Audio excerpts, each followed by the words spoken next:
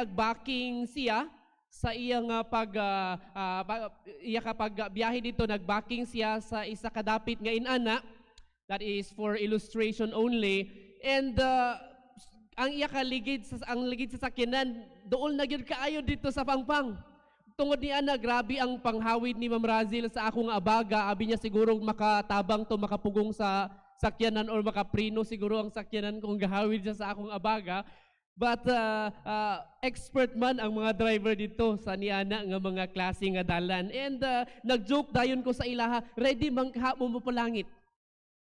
Nagkatawaha lang sila mga igsuon. But seriously, when we are faced with those kinds of question, unsa ang ato nga itubag? Listingan nato karon nga buntag bi mga kaigsuonan, kinsa ang gusto mo palangit dinhi taas og kamot? Kinsa ang gusto mo palangit karon dayon? Taas ang kamot. Murag gamay lang man lagi.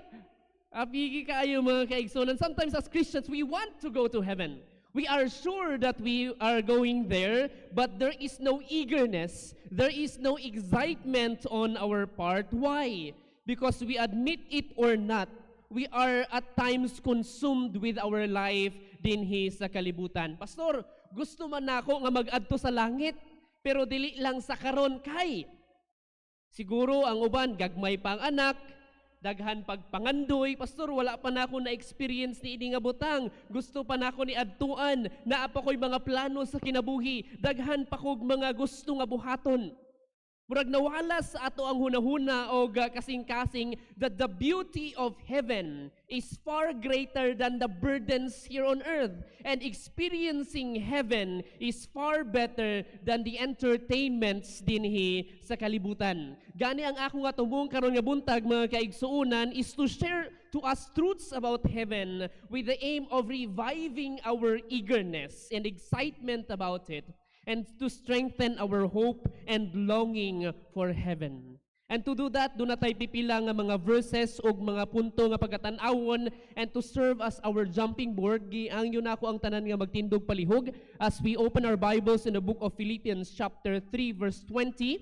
Mauna ang atong jumping board sa atong pagwali karon nga buntag. And ato ni pagbasahon sa dungan naman dira sa atong screen. Philippians 3:20 begin. But our citizenship is in heaven, and from it we await a Savior, the Lord Jesus Christ. The Lord bless the reading of His Word at itugyan ang atong pagtulunan sa Ginoo pinaagi sa pagampo. Amahan nga lang iton, what a joy it is for us once again to gather together in this beautiful place of worship aron sa amo gayud nga kasing-kasing ug hunahuna imo kami magadayig sa imuha, kami magapasalamat kanimo, o hilabi na karon nga buntag makapaminaw kami sa imong pulong. And it is our prayer, O Lord, that you will speak to us in your own special way. Ikaw magatabang kanamo sa pagsabot kung unsa man ang gusto nimo nga matun-an namo karon nga buntag, and bless us, O Lord, with hearts that are open and humble and teachable, nga andam nga magdawat sa kung unsa man ang gusto nimo nga itudlo kanamo pinaagi sa imong pulong og sa pagsangyaw ni ini sa among taliwala. And it is our prayer, O Lord, nga wala nay lain nga mapasidunggan kung dili ikaw lamang. We commit these things and the study of your word in Jesus' name. Amen and amen. Pwede na mo makabalik sa paglingkod mga kaigsuunan. And the topic of heaven, kung ato tan-awon sa Bible mga igsuon, is a very popular subject. Kaya kung ato tan-awon in the King James Version alone there are 695 references sa ginatawag nato nga langit from the Old Testament to the New Testament. Daghan kaayo, hundreds and hundreds of verses. And I do believe gituyo na sa Ginoo for us not just to know that there is heaven, but to expect and be excited of it. No wonder over and over again there is a mention or reference of heaven hundreds of times in the Bible. After all, sama sa giingon sa atong passage dinhi sa Philippians chapter 3 verse 20, that heaven is our home. We are citizens of heaven. We are just passing through dinhi sa yuta. This is just a journey, mga kaigsuunan, a very short stay until we reach our true home or our true citizenship, which is in heaven. Gani karon nga buntag, ato nga tun-an ang pipila nga kamatuoran about heaven that will encourage us to long all the more for it and to be excited for what God has prepared for us. And I titled our sermon this morning as Heaven, the Heavenly Haven. Ang langit nung puy-anan nga giandam sa Ginoo alang kanato. And there are three things that we can consider as we learn about this subject: the reality of heaven, the radiance of heaven, and the requirements for heaven. Una nato nga tan-awon, mga kaigsunan, ang realidad sa langit. Kay daghan nga mga tao nga nagatuo that heaven does not exist. God does not exist. It is just, ingon nila ang para sa uban, it is just a figure of speech. Kani kung mag-ingon sila sa pulong heaven, buot nila ipasabot, it is just a beautiful place or a very pleasurable or relaxing experience.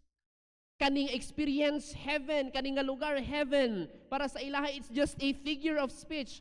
It is anything that is good and nice nga experience dinhi sa yuta. Apan mind you, mga igsuon, that no matter how good and pleasurable anything in this world is, dili na makatupong og makalabaw sa tinuod nga pisikal nga langit nga giandam sa Ginoo alang kanato. O para pud sa uban, ang langit kuno figment of imagination lang. Gibuhat ra na sa tao. Naaral sa ato nga hunahuna, pero dili na tinuod. Sama gihapon na sa mga fairy tales, sama sa Cinderella, sa Snow White, himo-himo lang, istorya lang na. Pero walay tinuod nga langit. Mauna ang ilang sayop nga panghunahuna. Apan makita nato, mga igsuon, that heaven is a real physical place because first and foremost, the Bible says that it literally exists. Kung ato tanawon ang Bible, it is very clear and specific nga ang langit is a physical place. Gani si Jesus sa panahon nga nag-ingon siya sa mga disciples in John 14 verses 1 to 3, and I quote, "Let not your hearts be troubled. Believe in God, believe also in me. In my Father's house are many rooms. If it were not so, would I have told you that I go and prepare a place for you? And if I go and prepare a place for you, I will come again and take you to myself, that where I am, there you may be also." Certainly, mga kaigsuunan, panahon nga nag-ingon si Jesus Christ nga mag-adto siya dito sa iyang amahan sa langit aron mag-andam og puloy-an alang kanato, he means it literally. Dili man gaingon si Jesus Christ ni ana og figure of speech or ga-imagine lang siya. No. It is a literal physical place. It is where Jesus Christ is now. It is where God the Father is specially residing now. It is where the souls of Christians nga nag-una na sa atua are in right now. Ug dugang pa, apil ang mga rewards, physical rewards, mga panulundon ug mga gasa nga giandam sa Ginoo alang kanato, nagahulat didto sa langit. Just as physical are the rewards and the inheritance nga ihatag sa Ginoo is the reality of heaven. Gani ingon sa 1 Peter chapter 3, chapter 1 verse 3 and 4, "Blessed be God the Father and our Lord Jesus Christ. According to His great mercy, He has caused us to be born again to a living hope through the resurrection of Jesus Christ from the dead, to an inheritance that is imperishable, undefiled, and unfading, kept in heaven for you." Gani, mga kaigsunan, ay kabalaka kung kay panulundon dinhi sa yuta sama nako who is a stranger in a foreign land, kay naay giandam ang Ginoo para sa imuha mismo. Now, if heaven literally exists, kung physical place ang langit, asa pud nato na makitaan? Where is it located? Mauna ang ikaduha nato nga tun-an, and kung ato basahon ang Bible all throughout the Old and the New Testament, what we know so far is dunay tulo nga klase nga langit nga ginamention. Gani si Paul, panahon nga gipa-experience sa Ginoo isa ka talagsaon, and once in a lifetime experience niya nga gipaadto siya sa Ginoo didto sa langit. Nag-ingon siya in 2 Corinthians chapter 12 verse 2, ingon niya, I know a man in Christ, that is Paul himself, who 14 years ago was caught up to the third heaven, whether in the body or out of the body, I do not know. God knows. Pastor, third heaven lagi ang giingon dira. Buti pasabot dunay tulong nga langit lugar. Pwede ko mupili sa diha.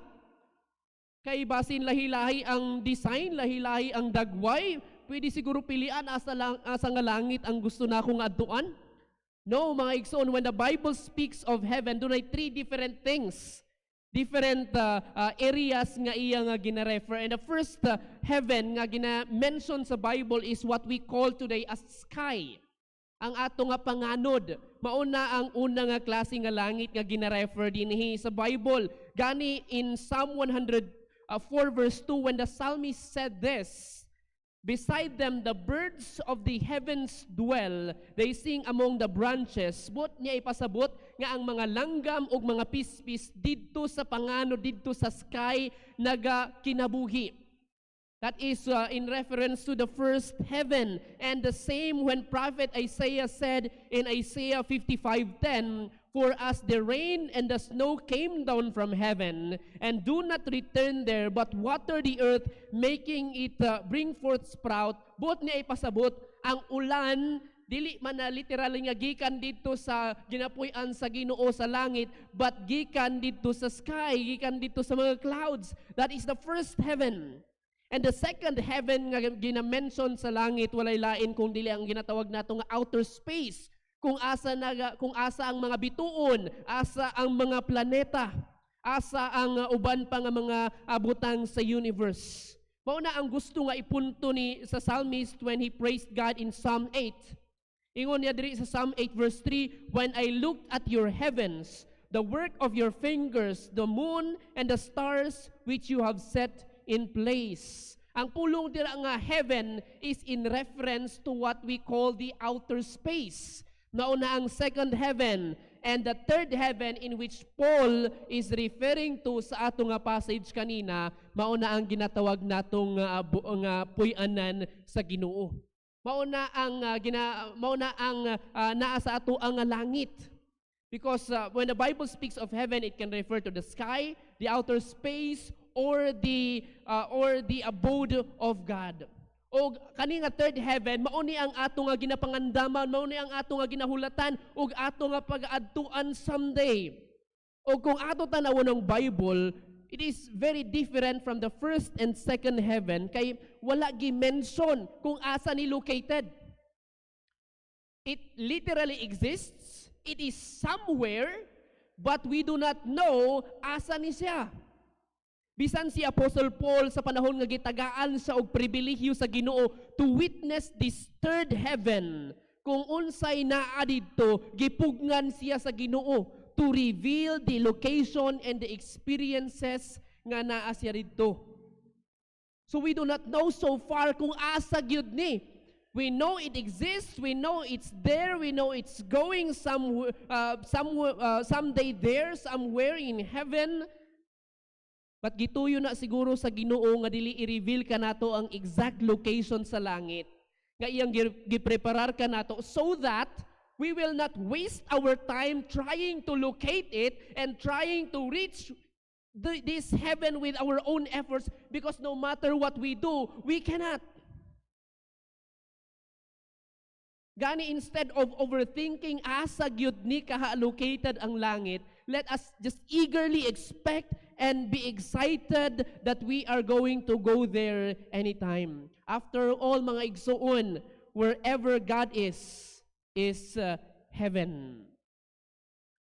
Any place, mga kaigsuunan, no matter how beautiful it is, no matter how scenic it is, without God will never be heaven. Because what makes heaven truly heaven is not just the location of the place, but God who is the ruler of that paradise. It is not the exact location that makes heaven heaven, but God Himself. Because wala na ilain nga pinaka the best nga engineer and architect and contractor ug uban pa than God Himself. That is why heaven is perfectly beautiful place wherever God is.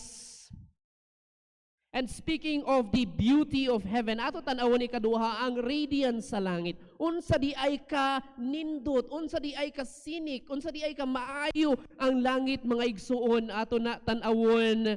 And imagine mga igsuon, i-explain nimo sa isa ka taong gipanganak nga buta ang sunset. How would you do that? I-explain nimo sa isa ka buta nga tao ang beach or ang rainbow or ang nindot nga laaganan nga sukad-sukad gikan sa iya ka pagkatao hangtod karon wala pa man sa kakita unsa ang color, wala pa man sa kakita unsa ang dagway sa water, unsa ang dagway sa planets, unsa ang dagway sa sun. How would you do that? In the same way, mga kaigsunan, that is how difficult trying to explain heaven is for us, kay wala pa man ta kakita dito. Ang kanindot sa langit is beyond human language. It is beyond what human have seen. The beauty and radiance of heaven is beyond anything we have seen or experienced dinhi sa kalibutan. Wala ra nakatunga ang pinakanindot nga dapit dinhi o pinakanindot nga experience nato dinhi sa kalibutan kung itandi nato sa langit. Apan kung ato tanawon ang Bible, we can see glimpses of heaven all throughout there scattered. Kumbaga, patikim lang. Mga pasilip lang here and there ang ato nga makitaan kung unsa gyud kanindot ang langit. O kung ato tan-awon kana nga glimpses, dunay duha nga makita natong radiance sa langit. And the first thing that we can see is mga kaigsunan, the glory of the ruler. Kay kinsa ang gadumala dito sa langit none other than God Himself. He is the ruler of heaven, and God's glory fills the heaven that no darkness can ever come and taint it. No wonder si John sa iyang vision in Revelation 21, mga igsoon, nakita niya nga ang new heaven and new earth na puno sa presensya o glory sa Ginoo, ug niana nga panahon wala na'y gabi, wala na'y kangit-ngit, wala na'y sun and moon nga maghatag og kahayag. Wala na'y kangit-ngit both literally and figuratively. Ingon dira mga kaigsunan sa Revelation 21:23. And the city has no need of sun or moon to shine on it, for the glory of God gives light, and its lamp is the Lamb. Pauna ka maayo ang langit both physically, dili na kinahanglan og sun and moon kay wala nay kangit-ngit, and figuratively wala nay any darkness, wala nay any gloom and sadness and sorrow nga atong ma-experiencehan dito mga igsuon. Gani heaven is called a place of no mores. No more crying, no more death, no more sadness, no more sickness, no more pain, no more trials, no more tragedies, no more depressions, no more discouragements. Gani makaingunta mga kaigsunan that heaven is ultimately glorious. Not just because of the golden streets, but because God is there, and since God is there, there will be no darkness, no sorrow, and no crying in that place. What glorious place it is because of the ruler nga naa dito. And secondly, heaven is so radiant not just because of the glory of the ruler, but because of the grandeur of the residents. Daghan nga mga tao, even Christians, ginapicture ang langit nga galutaw-lutaw ra ta didto sa mga clouds, nga kanta og hallelujah, ay halo sa ato nga mga sa ato tuktok sa atong mga ulo, og naatay harp og unsa pa dira forever and ever. Usaabi nila boring, wala excitement. But no, mga igsuon, we will live normal lives in heaven, but perfectly and sinlessly normal lives. Which is what makes it more enjoyable, infinitely more enjoyable. Kaya wala na tay sakit sa hawak, sakit sa likod, nga magpugong ka nato to explore ang mga dalan dito sa langit which are made of gold and silver and precious stones. Kay gani ingon sa Revelation 21:21, and the 12 gates were of 12 pearls. Every several gate was of one pearl, and the street of the city was of pure gold, and it as it were transparent glass. Grabe kanindot ang mga puyanan bisag kalsada dito, mga bulawan. Dinhi sa kalibutan mga kaigsunan, concrete na gani ang ato nga dalan, kurakuton pa. Grabe dito mga kaigsunan, mabusog ang ato nga mga mata matag adlaw sa kanindot pa lamang sa mga suruyanan nga naa dito.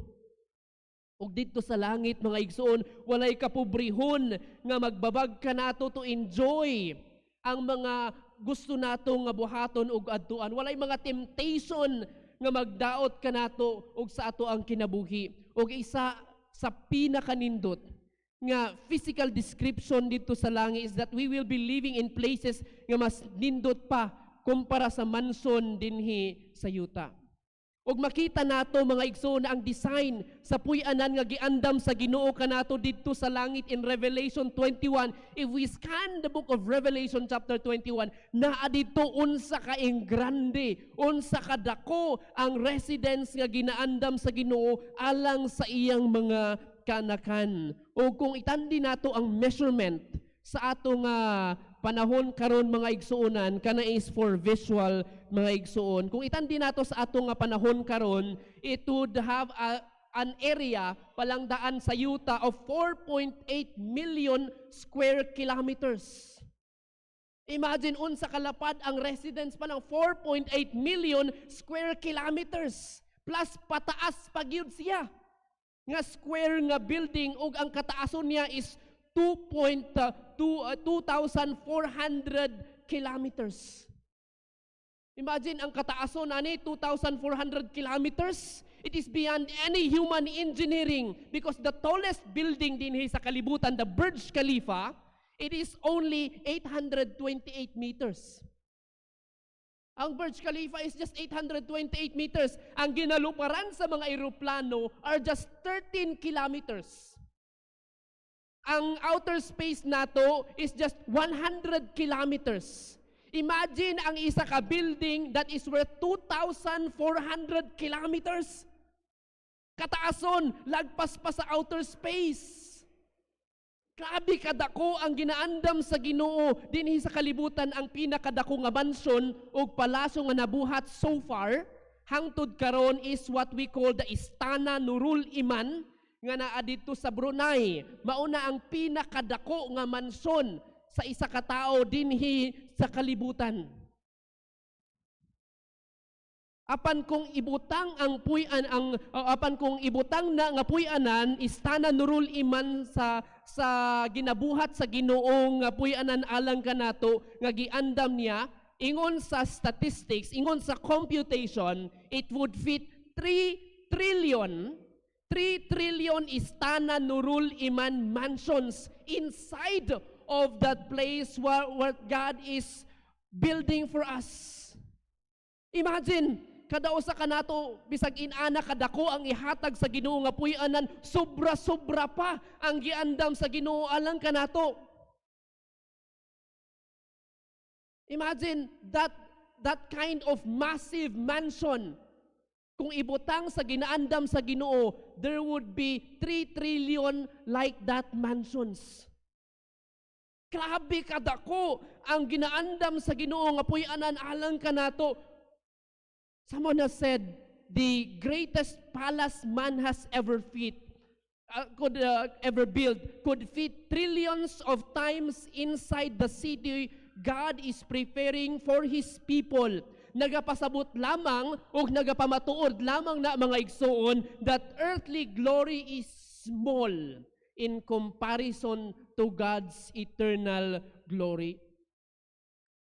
Busa dili ta angay mabalaka kung dili nato makabot ang ato nga dream house nga mansion dinhi sa kalibutan. Dinhi sa yuta kay ang Ginoo mismo maong nagaandam og puy-anan kanato beyond our imagination and our expectation.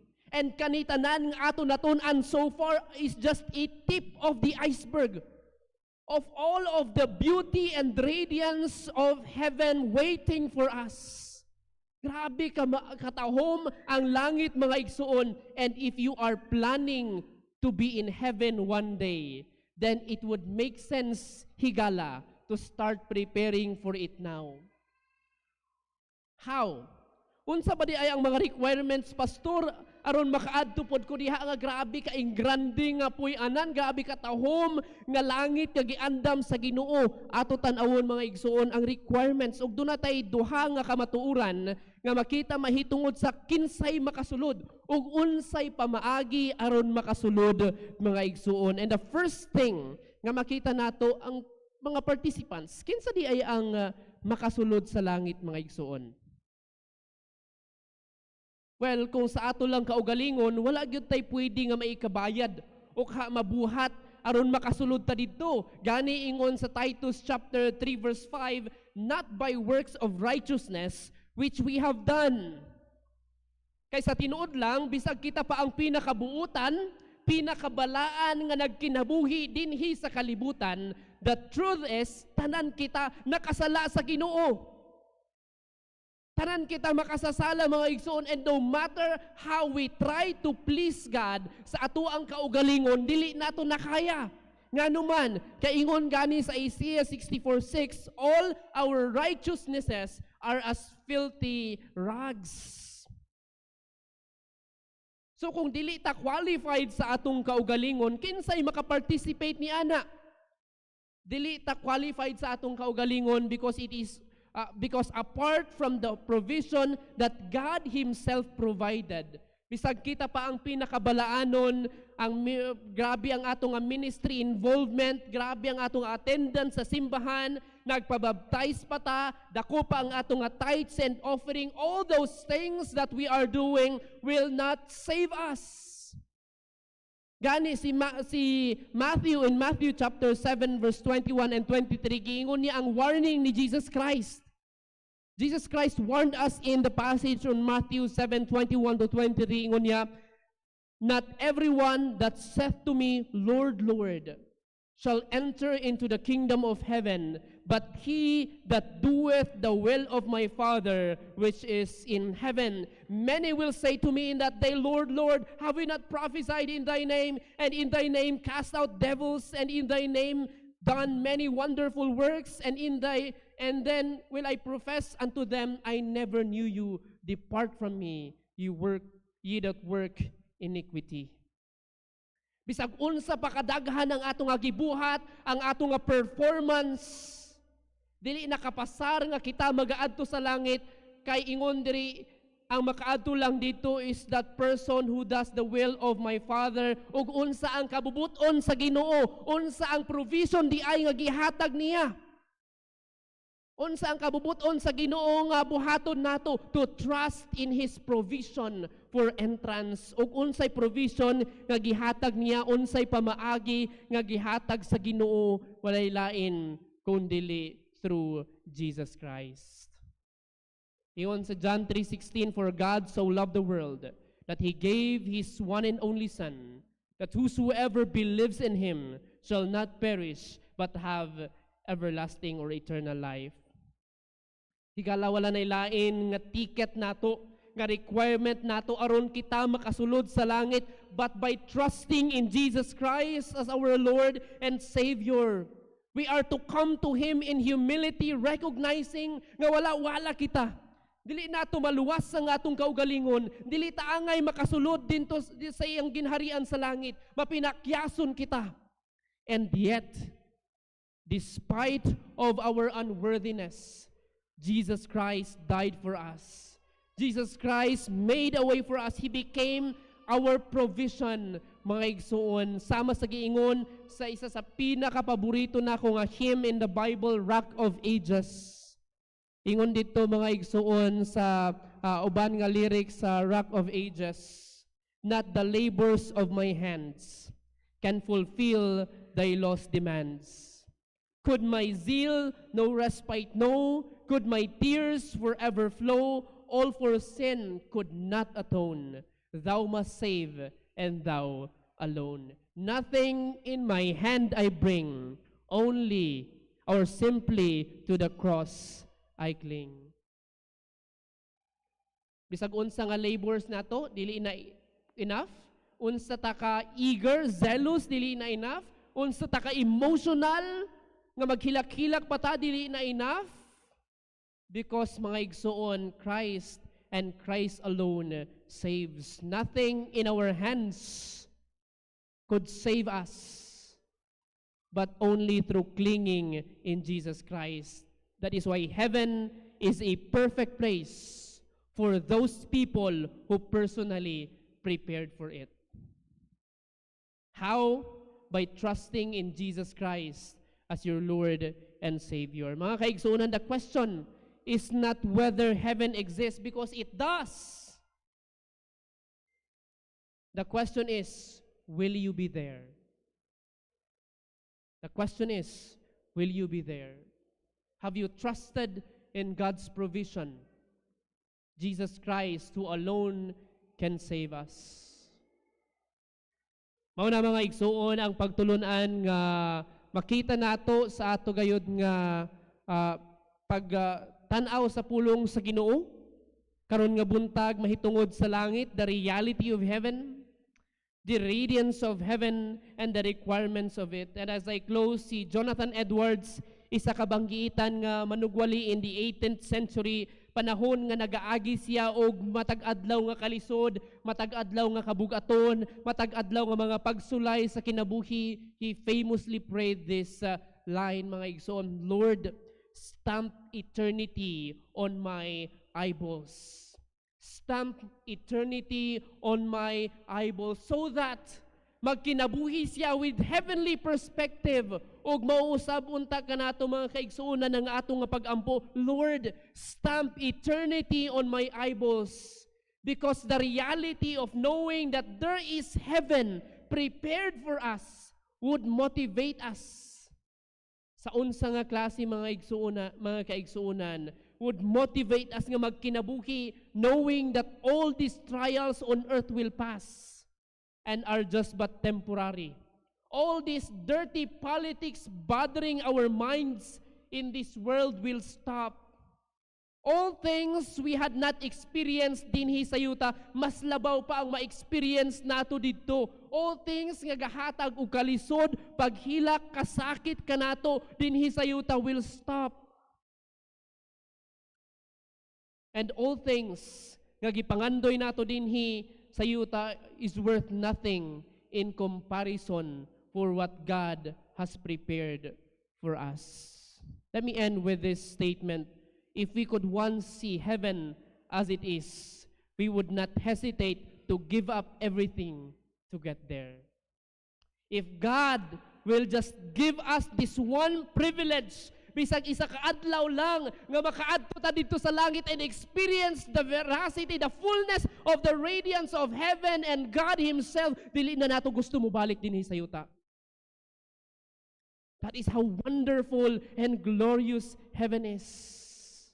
That is why let us eagerly await that there is this beautiful place prepared for us, and as we are waiting, we are going to be motivated that all these things in this world is temporary.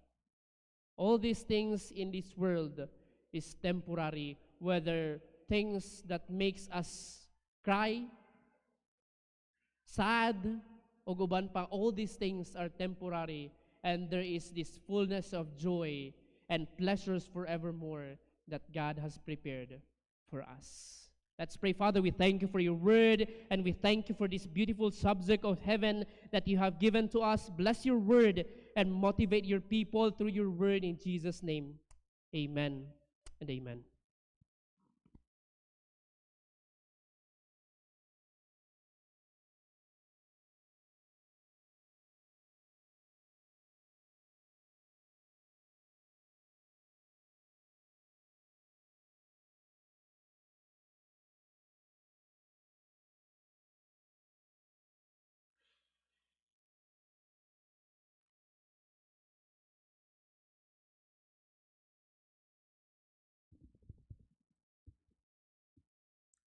Kanimo among dalaygon ug balaan nga Dios. Dako Ginoo ang among nga pagpasalamat sa imong nga pulong